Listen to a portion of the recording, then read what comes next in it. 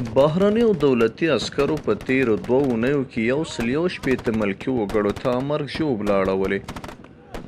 په تیرو 2 اونیو کې د بهرنیو حکومتي عسکرو په بریدونو کې 161 ملکي وګړو ته مرګ ژوبله اوښتې ده.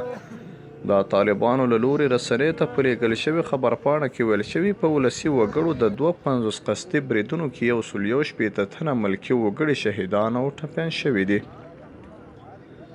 د مسلسلو جنگي جنایاتو په دوام کې په تیرو 2 اونیو کې د کابل حکومتي عسکرو چې د بهرنیو اشغالګرو ملاتړ هم ورسره دی په ټول هیواد کې په ملکي خلکو 52 لویه واړه بریدونه او بمبارونه ترسره کړي دي.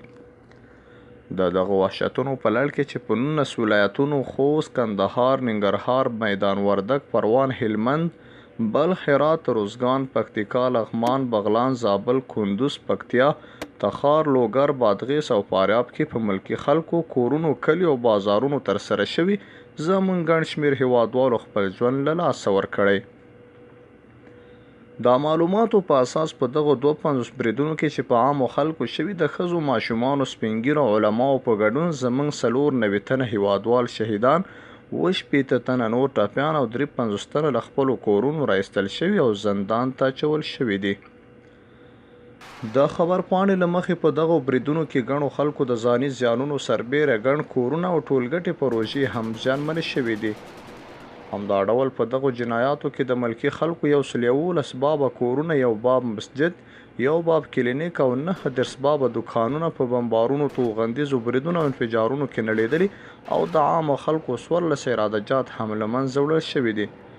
ورسره له ګڼو کورونو څخه د خلکو قیمتي توکي، د ژوند اسباب او لوازم لوټ شوي او ګڼ خلک وهل شوي او ډبول شوي هم دي.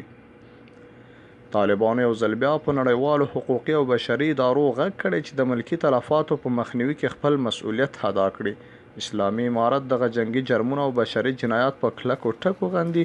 په نړیوالو حقوقي، بشري او بېپري نهادونو یو ځل بیا غږ کوي چې افغانستان کې د ملکي تلفاتو په مخنیوي کې خپل مسؤلیت ادا کړي او د کابل ادارې او نورو بهرنیو ملاتړو د وحشتونو غندنه وکړي. بیګا د بلخ په چاربولک ولسوالۍ کې هم دولتي عسکرو یو جامع جومات بمبار کړی او په چمتال ولسوالۍ کې 22 ملکي وګړي بندیان کړي دي.